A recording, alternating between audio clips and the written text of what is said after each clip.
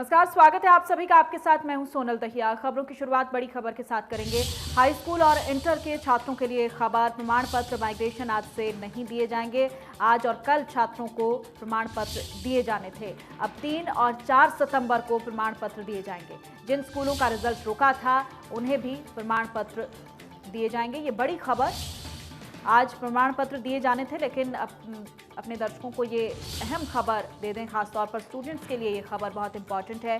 जिन स्कूलों का रिजल्ट रुका हुआ था उन्हें भी प्रमाण पत्र दिए गए हैं। अब 3 और 4 सितंबर को प्रमाण पत्र दिए जाएंगे। जिन स्कूलों का रिजल्ट रुका था उन्हें भी प्रमाण पत्र दिए गए। रवि जांगड़ा ज्यादा जानकारी दे रहे हैं, हमारे संवाददाता। रवि, क्या है पूरी डिटेल इस खबर? बिल्कुल सोनल, अगर बात करें आज और कल यानी 1 व 2 सितंबर को हरियाणा विद्यालय शिक्षा बोर्ड से संबद्ध तमाम वो विद्यार्थी जो कि परीक्षार्थी पास हुए थे, जिन्होंने 10वीं 12वीं की परीक्षा उत्तीर्ण की थी, आज उनको प्रमाण पत्र दिए जाने थे जिला शिक्षा अधिकारियों की मार्फत। लेकिन कुछ कारणों के चलते आज और कल का कार्यक्रम रद्द किया गया है। अब ये जो प्रमाण पत्र है वो 3 और 4 सितंबर को वितरित किए जाएंगे। हालांकि एक अहम बात, एक बड़ी खबर ये है कि जिन 29 स्कूलों का परीक्षा परिणाम रोका गया था, बोर्ड ने अब उन बच्चों के हितों को ध्यान में रखते हुए उन बच्चों के परीक्षा परिणामों को देखते हुए उनके प्रमाण पत्र जारी किए जाने का निर्णय लिया है। यानी उन तमाम स्कूलों के जिनके परीक्षा परिणाम रोके गए थे, उनके भी जो विद्यार्थी हैं उनके प्रमाण पत्र भी जारी किए जाएंगे। साथ ही साथ जो विद्यार्थी माइग्रेशन प्रमाण पत्र चाहते हैं, माइग्रेशन सर्टिफिकेट चाहते हैं, उनको भी माइग्रेशन सर्टिफिकेट आवंटित किए जाएंगे। तो 1 और 2 तारीख मुकर्रर की गई थी हालांकि, लेकिन कुछ तकनीकी कारणों की वजह से अब ये जो प्रमाण पत्र हैं 3 व 4 सितंबर को दिए जाएंगे। ठीक है रवि, बहुत शुक्रिया तमाम जानकारी के लिए।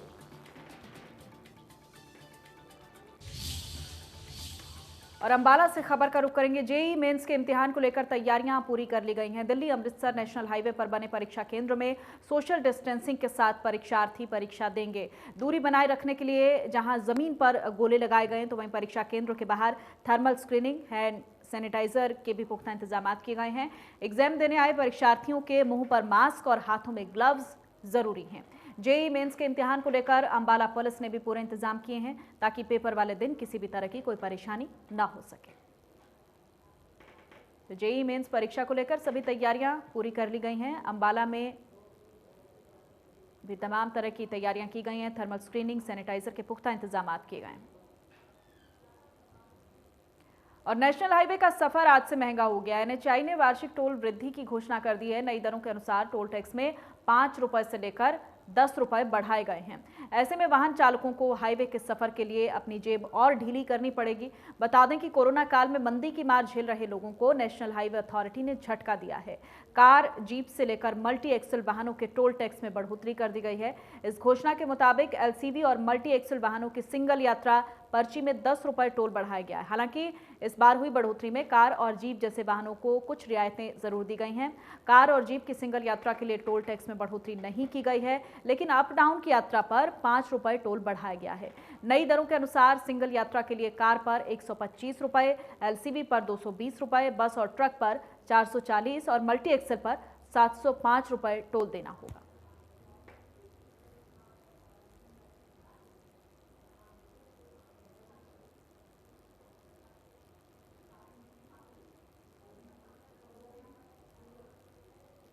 तो टोल टैक्स की दरें बढ़ाई गई हैं। ग्राफिक्स के जरिए आपको समझाते हैं कि पहले की दरों में और अब की दरों में अंतर क्या है।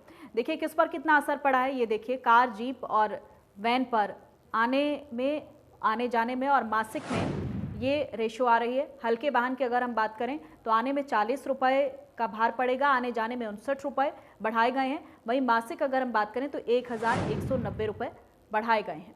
पहले की दर 26, आने में 26 रुपए और आने जाने में 39, और वहीं मासिक 780 था।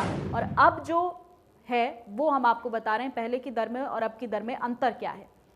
भारी वाहनों पर भी इसकी मार झेलनी पड़ेगी। हालांकि जो कार, जीप, ये जो वाहन है, हल्के वाहन जो हैं, उनको रियायत जरूर दी गई है कुछ, लेकिन भारी वाहनों पर इसका पूरा असर देखा जा सकता है।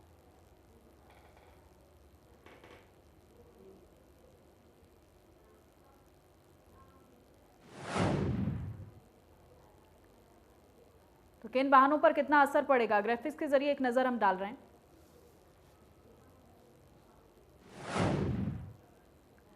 और घरौंडा नेशनल हाईवे से गुजरने वाले लोगों को भी थोड़ी जेब ढीली करनी पड़ेगी। एनएचआई द्वारा टोल दरों में वार्षिक टोल वृद्धि की गई है, जिसके बाद हर रोज गुजरने वाले करीब 40,000 वाहन चालकों पर इसका असर पड़ेगा। नई दरों के अनुसार टोल टैक्स में 5 रुपए से लेकर 10 रुपए बढ़ाए गए हैं। हाईवे के टोल टैक्स में बढ़ोतरी से वाहन चालकों में नाराजगी है। लोगों का कहना है कि कोरोना वायरस के कारण काम धंधे ठप पड़े हैं, जिसकी वजह से ट्रांसपोर्ट के काम में भी मंदी का दौर चल रहा है और डीजल के महंगे दामों और बढ़ती टोल फीस से उनका काम प्रभावित होगा।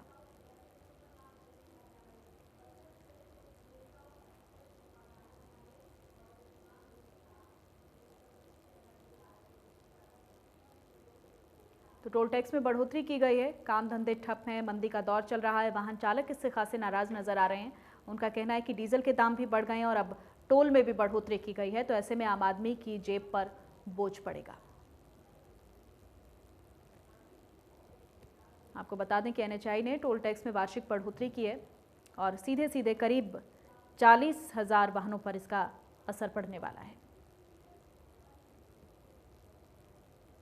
तो ऐसे में वाहन चालकों की तरफ से भी रिएक्शंस आ रहे हैं। उनका कहना है कि काम धंधा ठप है और ऐसे में मंदी के दौर में अब टोल वृद्धि अब बड़ी परेशानी का सबब है।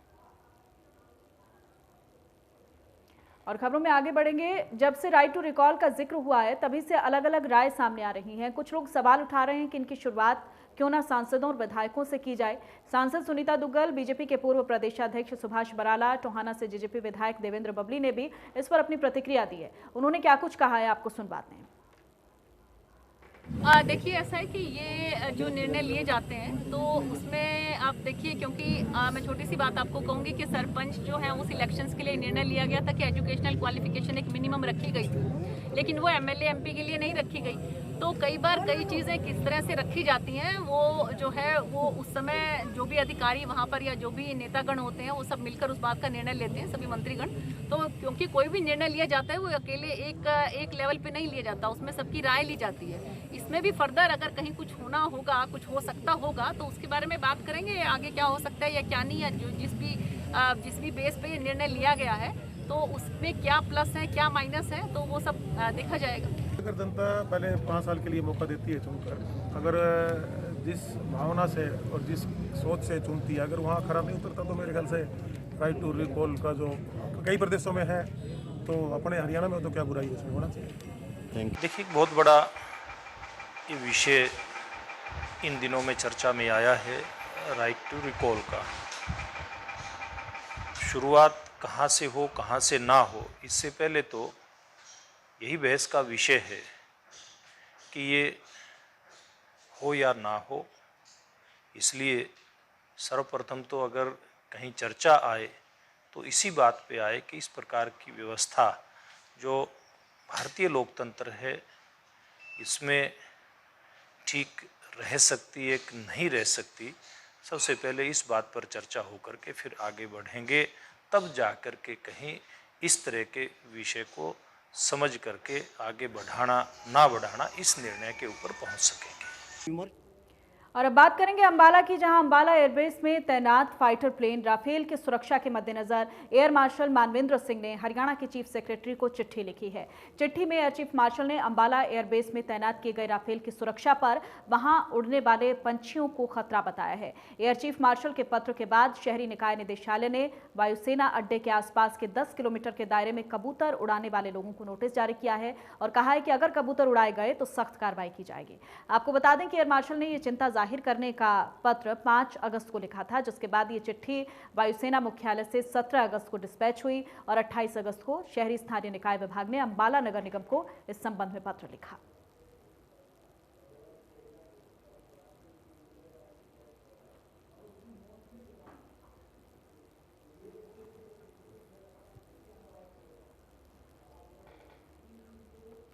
और अब बात करेंगे मेवात के गृहरक्षी विभाग में दीमक की तरह फैले भ्रष्टाचार की देर से ही सही, लेकिन विभाग ने जांच करवाने के आदेश दे दिए हैं। कमांडेंट प्रदीप कुमार को जांच अधिकारी नियुक्त कर नुहू जिले में लंबे समय से फैले भ्रष्टाचार की जांच 10 दिन के अंदर करने के आदेश दिए हैं। कमांडेंट प्रदीप कुमार ने मामले की गंभीरता से जांच शुरू कर दी है। दरअसल जिले में 106 होमगार्ड के जवानों की भर्ती की चर्चाएं अगस्त महीने में जोर पकड़ने लगी, जिसके बाद विभाग में ही काम शुरू रहे और काम कर चुके गृह रक्षा विभाग के जवानों ने दलाली का काम शुरू कर दिया।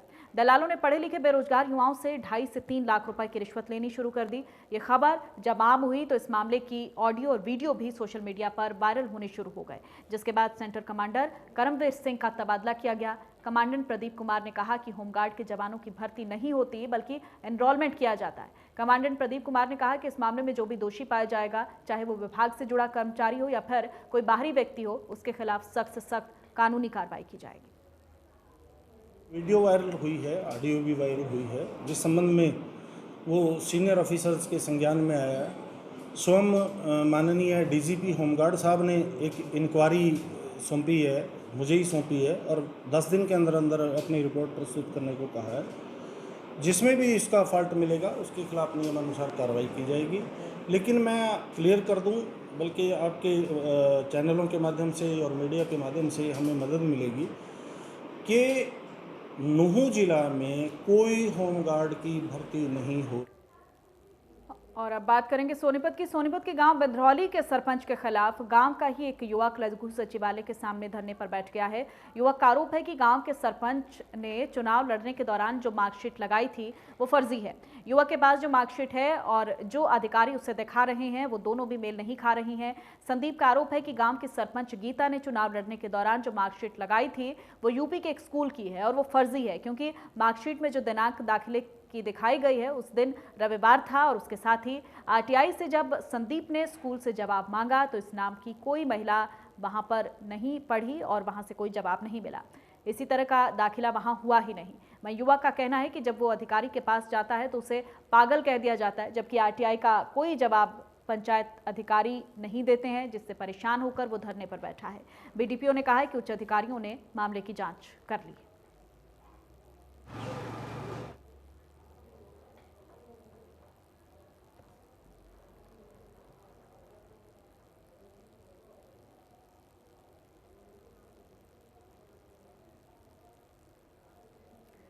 और अब बात करेंगे चरखी दादरी की। चरखी दादरी जिले के गांव समसपुर में जोहड़ भर जाने से ग्रामीण परेशान हैं। ग्रामीणों का कहना है कि जोहड़ में इतना पानी भर गया है कि निकासी न होने की वजह से घरों में पानी आ रहा है, जिसके चलते अब घरों से निकलना मुश्किल हो चुका है। पानी का स्तर ऊंचा होने के कारण बाथरूम में भी पानी भर गया है। कई बार प्रशासन से लोग शिकायत कर चुके हैं, लेकिन अभी तक समस्या का समाधान नहीं हुआ है। पानी भरने की वजह से मच्छर भी बढ़ गए हैं और ग्रामीणों को बीमारी का डर सताने लगा है।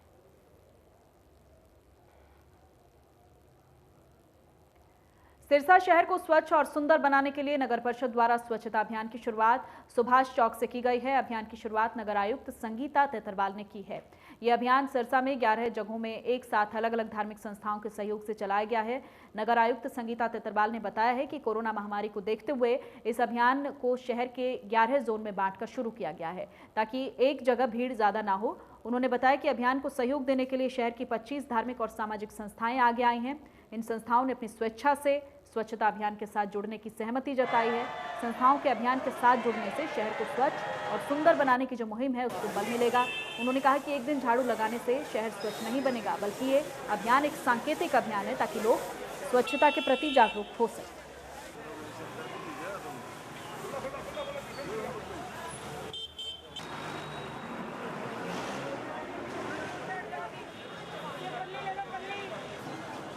और वहीं फरीदाबाद में पति पत्नी की बेरहमी से पिटाई का मामला सामने आया है। आरोप पड़ोसियों पर लगा है। घटना का सीसीटीवी वीडियो अब सामने आ गया है। बताया जा रहा है कि मामले 17 अगस्त का है, लेकिन अब तक कोई भी कार्रवाई नहीं हुई है। ये घटना नवीन नगर चौकी के इलाके की है। सीसीटीवी में साफ दिख रहा है कि पड़ोसियों ने पति पत्नी को बेरहमी से पीटा है। ये झगड़ा गली में पानी निकासी को लेकर हुआ था। पीड़ित ने बताया कि जब गली में पानी की निकासी को लेकर दोनों पक्षों में कहासुनी हुई तो पड़ोसी ने बेटे के साथ मिलकर न केवल महिला को पीटा बल्कि उसके पति की भी बेरहमी से पिटाई कर दी। पिटाई के बाद महिला बेहोश हो गई और उसे अस्पताल में भर्ती करना पड़ा। पीड़ित ने आरोप लगाया है कि पहले तो एफआईआर दर्ज करवाने के लिए उसे भटकाया गया और एफआईआर दर्ज होने के बाद भी अब तक आरोपी खुलेआम घूम रहा है। 4 आरोपियों में से पुलिस ने किसी की भी गिरफ्तारी नहीं की। पानी के चक्कर में हो रही है सर। हमने अपनी चबूतरा धोने के लिए बाहर निकली हूँ, हमें कह रहा है पानी मत गिराओ। मैं बोली मेरा घर है, मैं चबूतरा धोऊंगी। मैं आपके डर के मारे कि अपने घर साफ सफाई नहीं करूं, इसके बाद पर भिड़ गया मेरे मारने के लिए। फिर हमें मारने लगे तो हमारे घर वाले गया छोड़ाने के लिए, हमारे घर वालों को भी पीटा। जब महिला थाना गई हूँ, महिला भी थाना नहीं सुनाई हुआ, कह रहा नवीन नगर चौकी जाओ। फिर चौकी आई हूँ, चौकी में सुनाई नहीं। फिर वहाँ से मैं 21 सेक्टर गई हूँ कमिश्नर साहब के पास।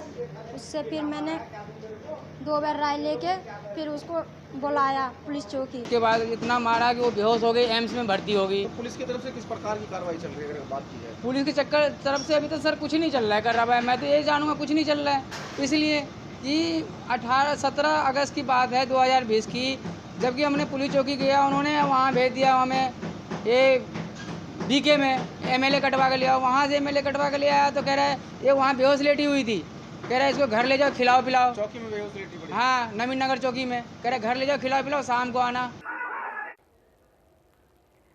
और अब बात करेंगे पंचकुला की। पंचकुला के सेक्टर 6 सिविल हॉस्पिटल में रात को एक बार फिर से जमकर हंगामा हुआ है। हंगामे का कारण इस बार 14 साल के बच्चे के इलाज में लापरवाही का आरोप था। जब बच्चे की मौत हो गई थी तो परिजनों ने आरोप लगाया कि पहले तो इलाज में लापरवाही की गई और शव को लेकर जाने के लिए एम्बुलेंस तक नहीं दिया गया। हालात ऐसे थे कि मां मृतक बच्चे को गोद में लेकर ऑटो में बैठी थी। आरोप लगाया गया है कि एम्बुलेंस के लिए उनसे 750 रुपए की मांग की गई। हंगामे की सूचना पर पुलिस भी रात के वक्त अस्पताल पहुंच गई और शिकायत दर्ज की गई। अस्पताल प्रबंधन की तरफ से भी मामले की जांच शुरू की। उसको सुबह 7 बजे से पेट में दर्द हुआ था। बोलने को लगा मेरे को चाय बना के दे। मम्मी बोलना एक कप चाय बना के दे दिया। चाय पीते पीते उसको सीरियस हो गया।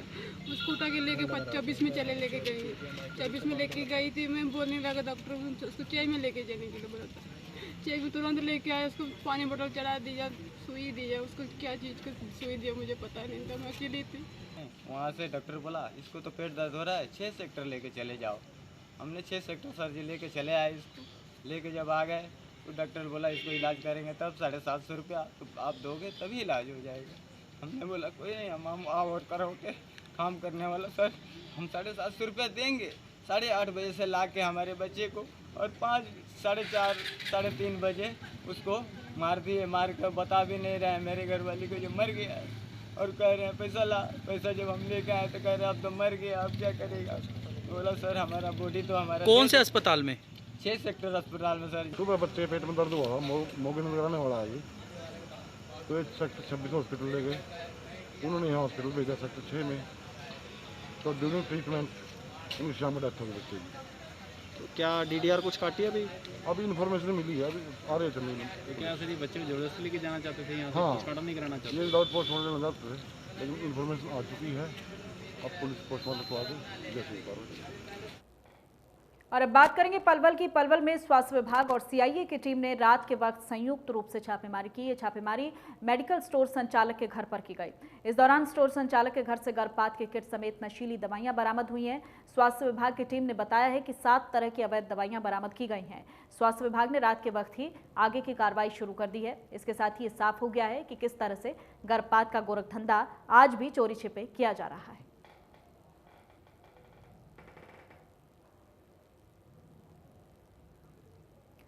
और अब बात भारत रत्न पूर्व राष्ट्रपति प्रणब मुखर्जी के अंतिम संस्कार की। पूर्व राष्ट्रपति का 2:30 बजे लोधी रोड शमशान घाट पर अंतिम संस्कार होगा।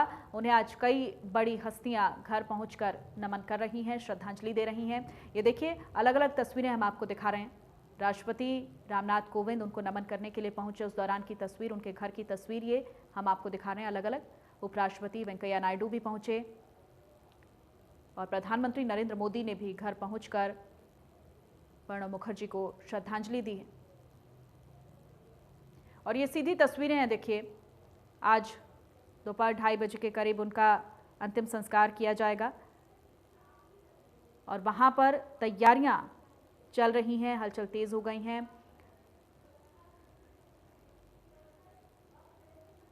और चलिए अब नजर डालेंगे सुर्खियों पर।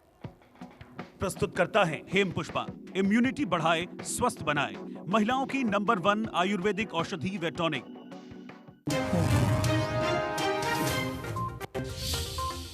भारत रत्न पूर्व राष्ट्रपति प्रणब मुखर्जी के निधन पर 7 दिन का राष्ट्रीय शोक। 84 साल की उम्र में ली आखिरी सांस। 2:30 बजे होगा अंतिम संस्कार। आवास पर किए जा रहे हैं अंतिम दर्शन।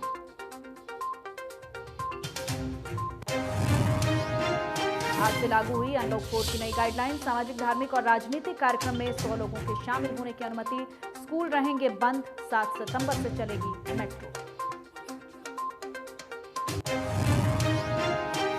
24 घंटे में मिले कोरोना के करीब 69,000 मरीज। 818 की गई जान। संक्रमित केस 37 लाख के करीब। Active case 7,85,000।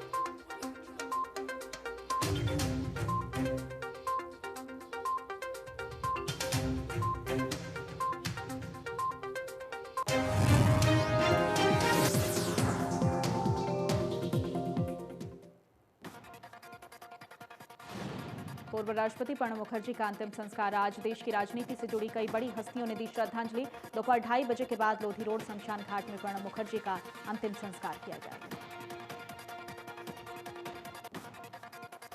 कांग्रेस के पूर्व अध्यक्ष और सांसद राहुल गांधी प्रणब मुखर्जी के घर पहुंचे, जहां उन्होंने दिवंगत आत्मा की शांति की कामना की और श्रद्धांजलि दी।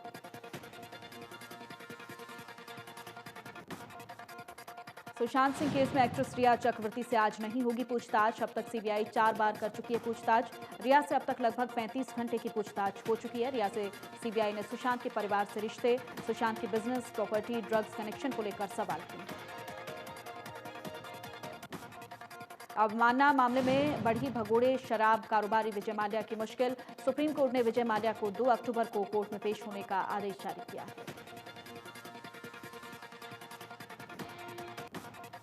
एनएसए के तहत जेल में बंद कफील खान की रिहाई के आदेश। इलाहाबाद कोर्ट से कफील खान को तुरंत रिहा करने के आदेश जारी किए गए। संसद का सत्र करने पर राष्ट्रपति ने लगाई मुहर। 14 सितंबर से राज्यसभा में शुरू होगी कार्यवाही। 1 अक्टूबर तक चलेगा सत्र। दुनिया में 2,56,33,000 से ज्यादा कोरोना संक्रमित केस। कोरोना से 8,54,747 मरीजों की मौत। 1,79,00,000 से ज्यादा मरीज रिकवर। 68,39,000 से ज्यादा कोरोना के एक्टिव केस। अमेरिका में 62,11,796 कुल कोरोना संक्रमित केस। 1,87,736 कोरोना मरीजों की मौत। 25,67,000 से ज्यादा कोरोना मरीजों का इलाज चल रहा है।